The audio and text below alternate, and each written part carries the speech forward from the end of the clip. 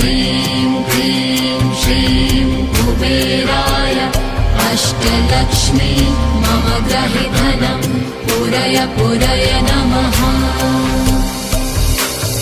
ॐ ह्रीं श्रीं क्लीं श्रीं कुबेराय अष्टलक्ष्मी मम गृहे धनं पूरय पूरय नमः।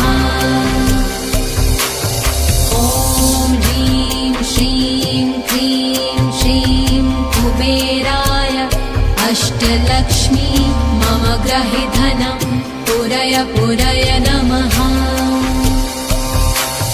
ॐ ह्रीं श्रीं क्लीं श्रीं कुबेराय अष्टलक्ष्मी मम गृहे धनं पूरय पूरय नमः।